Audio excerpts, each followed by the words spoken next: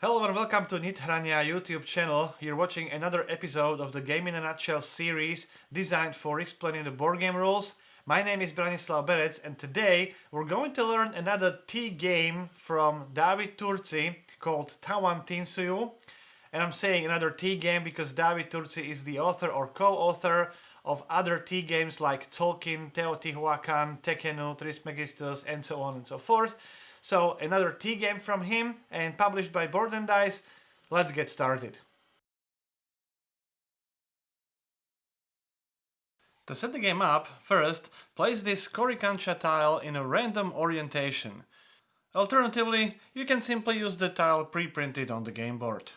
Then, in a two-player game, remove one worker of each color from the game.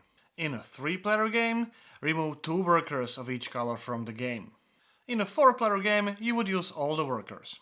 Then, regardless of the number of players in the game, place two workers of each color into the bag.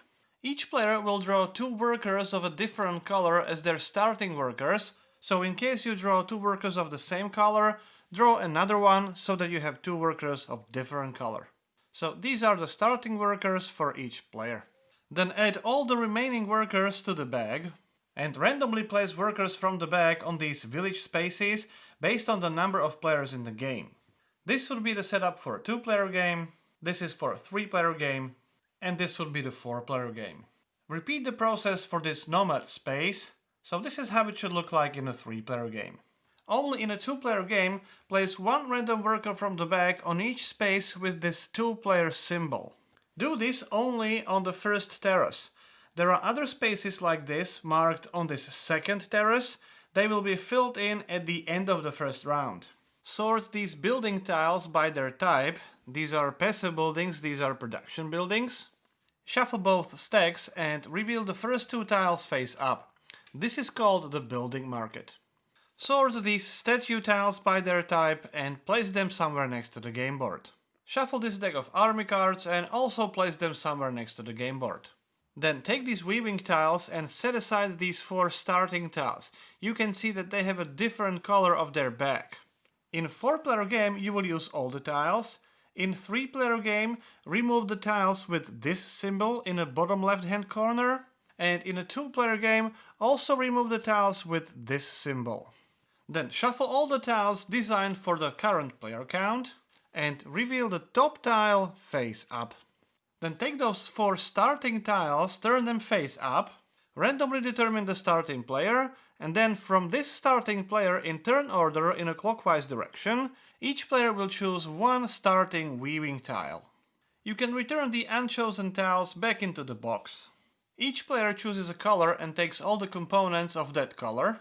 One of the markers is placed on the space number 10 of the scoring track, and one on the space number 1 on this temple track.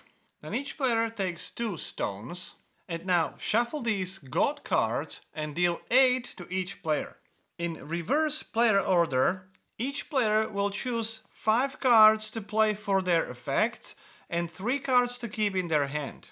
You can find all the icons in the rulebook, so in this case, player would take 1 gold, here the player would get 1 army card, and so on and so forth.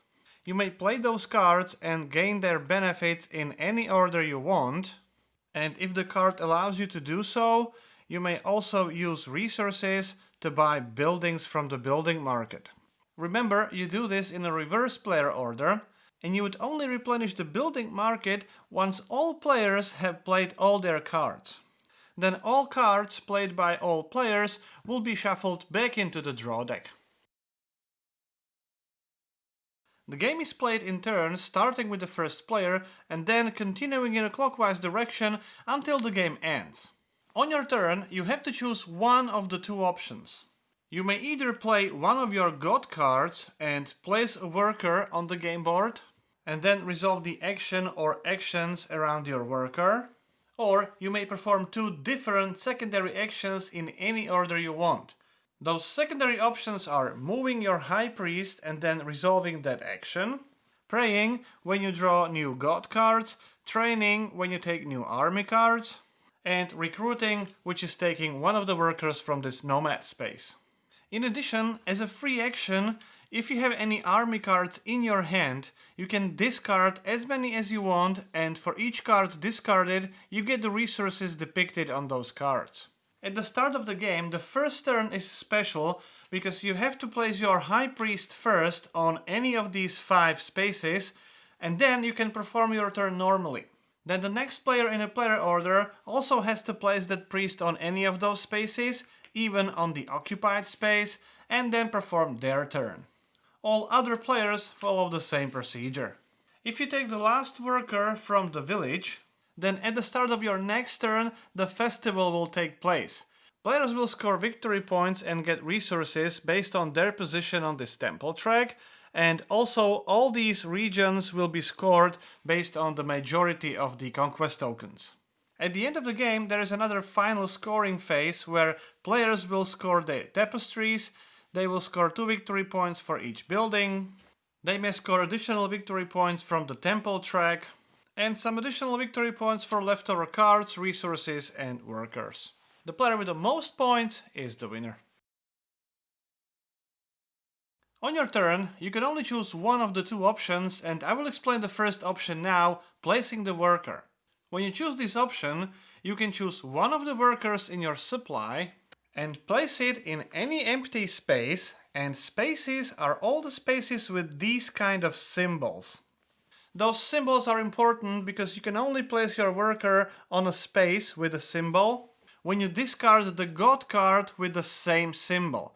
Alternatively, you can pay 1 gold, and in that case you can place your worker in any space on the game board. Then you have to pay the cost for placing that worker. You have to pay the roaming costs and descending costs. You have to pay this cost before you take any action. The game board is divided into 5 sections, and each section starts at the top of the pyramid and creates this kind of triangle.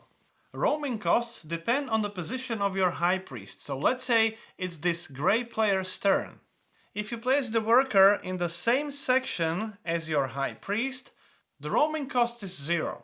If you place your worker in an adjacent section, so this is the section of your High Priest, this is the adjacent section, then the roaming cost is 1 food. 1 food is either 1 potato or 1 corn.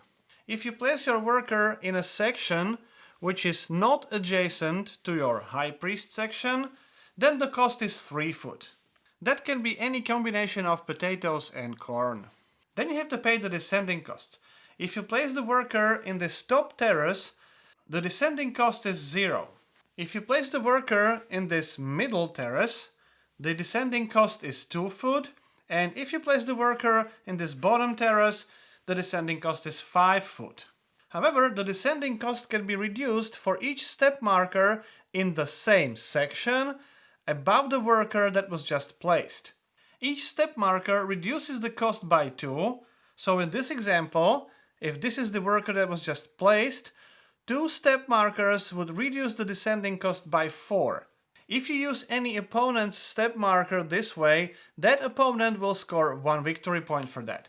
Your own step markers also reduce the food requirements, but you don't score any victory points. Note that you only get a discount for a step marker which is above that worker, not below. Then, after placing the worker, you have to determine the number of tasks you can perform. You always get 1 task just from placing that worker.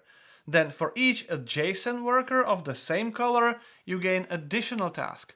Adjacent worker is a worker connected to the worker just placed via exactly 1 task icon. So both of these workers are adjacent. However, only one of them has the same color. Adjacent workers obviously must be on the same terrace.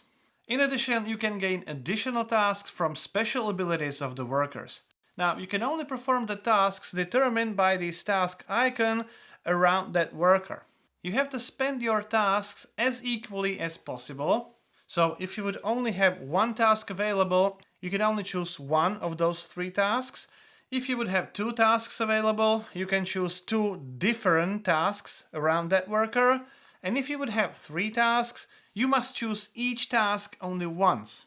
If you would gain 4 tasks, remember 1 from placing the worker, 1 from special ability, and 2 from 2 adjacent workers of the same color, you must perform each task once, And then again you can choose one of those tasks and perform it again. I will describe all these tasks on the game board in a minute. If you would have at least one statue, large or small, with the same symbol as the symbol of the god card you have played, you may take all the rewards from that god card. Those rewards are optional, you may take one or the other or both or none at all. Don't discard the god card yet, it will be added to the offer of the god cards at the end of the turn. Let me now quickly explain the special abilities of each worker. Blue worker, the architect, will give you one additional task when placed on the space with the blue color. Green worker, the craftsman, works in the exact same way. You get one additional task when you place that worker on the green space. When you place the red worker, warrior, you may draw one army card and add it to your hand. And in addition, you may retrieve one adjacent non-warrior worker at no cost and add it to your supply. Yellow worker, the courier, provides 1 food discount on the placement cost.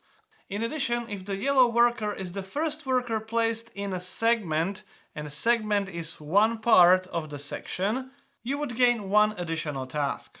And finally, when you place a priest, you may spend maximum 1 potato to get one additional task.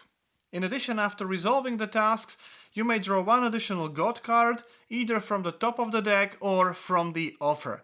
I will explain how this offer is created in the end of the turn chapter. In the following chapter of the video, I will explain all the different tasks you can take. First of all, you can collect resources. With this task you can gain 2 stones, with this one you gain 3 potato, and with this one you gain 2 corn. Take all the resources you gained and place them in your supply. When you perform the task with this icon, you may build steps. You may build them in any section on the game board, but you must build the topmost steps. So if you would build in this section, you would have to build these steps first. If you would build in this section, you would have to build the steps over here. To build the steps, you have to pay 3 stones, and then you immediately gain 2 potatoes, 1 corn, and 4 victory points. If you build the steps in the lower section, the owner of the steps in the upper section would gain 2 victory points. That includes you as well, so if you would be the great player and you would build the steps over here, you would gain 2 potatoes, corn, and 4 victory points, and in addition, you would score 2 victory points for those steps above. When you perform the tasks with this icon, you can build a building. You can build any building from this building market, and to do that you have to pay the cost in the top right hand corner, and after you do, place the building in your play area. You will replenish the market at the end of the turn. These production buildings provide resources, but those buildings have to be triggered, as we will see later in the video. These passive buildings provide ongoing, permanent abilities. Before you choose the building from the building market, you can return one of the god cards in your hand to the bottom of the god cards deck, and then remove up to 2 buildings from that building market. You can replenish the market immediately, and then choose the building. When you perform this task, you can build a statue. You can build any statue which is still available. To build a small statue, you have to pay 3 stones and you gain 3 victory points immediately. To build a large statue, pay 3 stones and 2 gold and you score 9 victory points immediately. Place your new statue somewhere in your play area. When you perform this task, you can purchase a weaving. First, take the top 3 tiles from the stack, including the tile which was face up, and then you can buy any number of those weavings, even 0. If you buy 1 of them, it costs 1 corn. If you buy 2 of them, it costs 3 corn in total. And if you want to buy all of them, you would have to pay 6 corn. The tiles you don't buy are offered to other players, and in turn order, each player can buy a tile for 3 corn. All the tiles which are not bought by the active player or any other player in a turn order are placed to the bottom of the stack. Then reveal the top tile face up. Weavings are used to create these tapestries. Tapestry is a row of weavings, And you can have as many tapestries as you want, but each tapestry must have all tiles different. It may not have two tiles of the same pattern.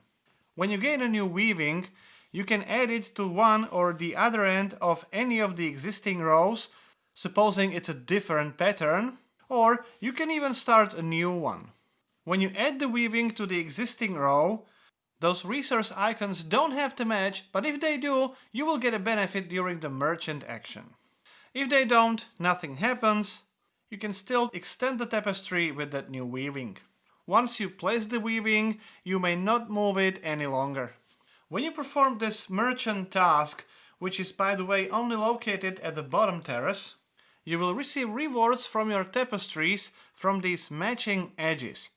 Wherever these edges have the same symbol, you receive that reward but only one time. So in this example, for this edge you would draw one army card, for this one you would also draw one army card. For this edge you would get nothing, but if the tapestry would look like this, you would get 3 potatoes, and so on and so forth. With this reward, you may flip one of your buildings or army cards face up. They're usually flipped face down during the secondary actions. And with this reward, you may pay 1 gold and move 1 space on the temple track. Anytime you move on the temple track, gain the resources on the left side of that space. Don't get the victory points from the right side, those will be scored during the festival. If you move multiple spaces during the same turn, gain resources for each step. As you can see, any number of tokens can be in the same space. When you perform this training task, you may draw 2 new army cards and keep one of those cards in your hand and discard the other card to the discard pile. If the draw deck runs out, reshuffle the discard pile and create the new draw deck. Anytime on your turn, as a free action, you can discard an army card and get a resource depicted on that card. You can repeat that immediately as many times as you want. Each army card depicts 1 or 2 soldiers, and they are needed when performing the Conquest action, which is part of the secondary actions. And finally, when you perform this produce task, you may take resources or victory points from one of your face-up production buildings. Don't turn that building face down after performing this task. Keep it face up. Instead of the first option on your turn, placing a worker on the game board, you have the second option, which is playing 2 different secondary actions. You can take them in any order you want, and you can either move your High Priest and take the action of the High Priest, or recruit one of the workers from this nomad space, or you can pray and take new god cards, or train and take the new army cards. We will start with moving the High Priest. When you take the High Priest action, move your High Priest 1 or 2 spaces in a clockwise direction, and then you trigger the action where you end your movement for all players. However, you as the active player have a choice of taking 1 gold instead of taking that action. All other players either take that action or don't. They may not take gold. There are 5 available actions, and I'll start with this one, Worship. With the Worship action, you may move on this temple track. To do that, players have to discard statues from their play area. The active player, let's say the gray player, can discard maximum 1 large statue and maximum 1 small statue. So the active player may discard one or the other or both. When you discard the small statue, you move 1 space on the temple track and you obviously gain the benefits on the left side of the space. When you discard large statue, you move 3 spaces up and gaining benefits for each space. Those discarded statues are actually removed from the game. All other players in a turn order may discard maximum 1 statue, and regardless whether it's a large or a small statue, they may only move 1 space on the temple track. When you move your High Priest to this action space, you will move on the temple track again, similar to Worship, but instead of paying with statues, here you will have to pay with corn. The active player may move up to 3 spaces on the temple track, paying 2 corn for each space. Other players may move maximum 1 space, paying 3 corn. When you move your High Priest to this space, you may conquest regions with your army cards. First of all, you have to apply the casualties of war. Select a worker from either end of the village and move it to this area, which is the casualties of war area. If the village would be empty, select any worker from the nomad space and immediately replace that worker with a new one from the bag. Then all players may play army cards from their hand to the play area in front of them. The active player has the first card for free, and then for each other card they have to pay 1 potato. You can play as many cards as you want, as long as you can pay potatoes for those cards. All other players have to pay 1 potato for each card they play. Basically, all players can do this simultaneously. Then, in turn order, each player may conquest exactly 1 empty space in any conquest region on the map. Each space in these conquest regions has the requirements and the rewards. These numbers in the requirements area indicate how many soldiers on the army cards have to be either flipped face down or discarded. As we have already seen, each army card either has 1 soldier or 2 soldiers depicted.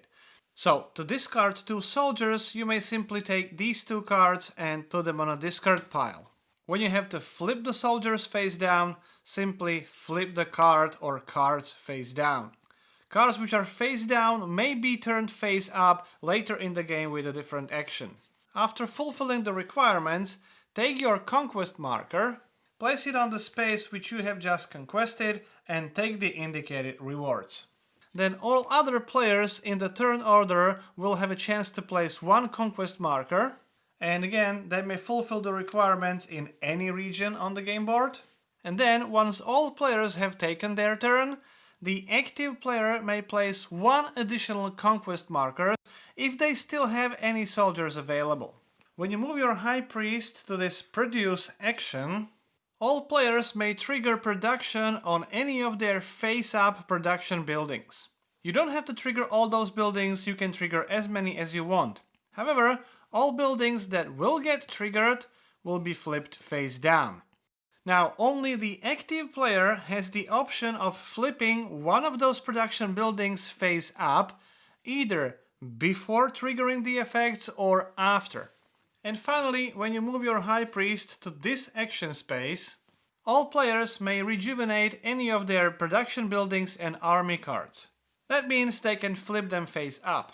The active player may flip one of the buildings or army cards for free, and then each other will cost 1 food. That means 1 corn or 1 potato.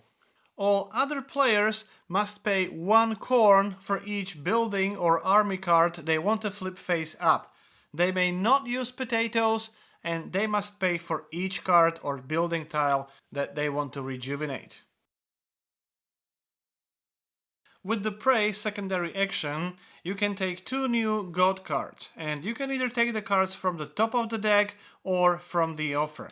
You may take 1 card from the top of the deck, look at that card, and then you can decide whether the next one will be from the offer or also from the top of the deck. When you take the Train secondary action, you may draw 2 new army cards, then keep one of those cards in your hand and discard the other. And finally, when you take the Recruit secondary action, you may take any worker from this nomad space and immediately replace that worker with the randomly drawn new worker from the bag. At the end of your turn, add the God card you have played to the God card's offer. The offer can contain as many cards as there are players in the game plus 1, so in a 3-player game it will be 4 cards. If you would have to add a card and that card would exceed the limit of those cards in the offer, first take all the cards from that offer and shuffle them back into the deck, and then the card you have played on your turn will be the first card in the offer. Then you may hire a new worker, but this time from the village. You may only hire a worker from one or the other end of the row. If you hire a worker from this end, you have to pay 1 potato. if you hire a worker from this end, you have to pay 1 corn. If there's only one last worker available, you may choose which resource you will use to pay for that worker. After hiring a worker from the village, or if you skip that step, it's the end of the turn, and at this moment, and only at this moment, you have to check the number of workers in your supply. You may have maximum 2 workers at the end of your round, and if you have more, you have to choose some of those workers and completely remove them from the game. When you take the last worker from the village, take this festival token, and if it's the first festival, score 1 victory point immediately. If it's the second festival, score 2 victory points and 4 victory points for third festival. Then, at the beginning of the next turn of that player, resolve the festival. First of all players perform the merchant task, which means they receive rewards from their tapestries. Then all players gain rewards from the temple track, but this time not only resources, but also the victory points. Even if you would be in one of these spaces, don't score these victory points in the middle of the track, they would only be scored during the final scoring. Then score victory points for each conquest region on the game board. The player with the most conquest markers in that particular region will score as many victory points as there are workers in this casualties of war space. So in this example, Grey player would score 4 victory points. In case of a tie, the victory points are awarded to the player with the conquest marker furthest to the right. Then for each god card remaining in your hand, you have to pay 1 potato. For each missing potato, you have to lose 2 victory points. With that, if this is the end of the third festival, skip the remaining steps and proceed to final scoring. Otherwise, refill the village with the randomly drawn workers from the draw bag, and in case you wouldn't have enough workers in the bag, simply refill as many spaces as you can. Then only in the 2-player game and only after first festival, again place 1 randomly chosen worker on all these spaces with the number 2 symbol in the middle terrace. It's the same process as during the setup, but this time not on the top terrace, but on the middle terrace. If any of those spaces would already contain a worker, simply skip that space. Then all players will draw new god cards from the deck, not from the offer, only from the top of the deck. In a 4-player game, the player with the fewest victory points and the player with the second fewest victory points would draw 2 cards, and the player with the most and second most victory points would draw 1 card. This is how it looks like in a 3-player game, and this is the distribution in a 2-player game. The tie would be resolved in the reverse player order. So if this is the active player, this player would be the first to win the tie, this would be the second, third, and the active player would be fourth in case of a tie. Then, after players draw their cards, now in the turn order, starting with the active player and going clockwise, each player may play up to 3 god cards from their hand to gain their benefits. All the cards played this way will be shuffled back into the draw deck. Finally, refresh the building market, discard all the tiles in the market, and reveal 2 new tiles from each stack face up. At the end of the third festival, proceed to final scoring. If any player made it to these 4 top spaces of the tempo track, score the victory points depicted in the middle of those spaces. Don't score these victory points again, they have been scored during the festival. Then score victory points for all your tapestries. You will score the number of victory points based on the number of different weavings in each tapestry. As you can see on the screen, if the tapestry only has 1 tile, you would score 0 victory points. If the tapestry would have 2 tiles, you would score 1 point, and so on and so forth. You can find the information also on the player aid card. Then score 2 victory points for all your face-up buildings, including the passive buildings. Don't score any victory points for face-down buildings. Then score additional victory point for each god card you have still in your hand, for each army card face-up in front of you, for each gold and each worker still left in your supply. Then tally up your scores, and the player with the most points is the winner. So that's how you play Tawantinsuyu. If you have any questions or comments, I'll be happy to answer your questions. If you like the series, please subscribe. You can even support the channel on the Patreon page. My name is Branislav Berec. You've been watching Game in a Nutshell and hope to see you next time.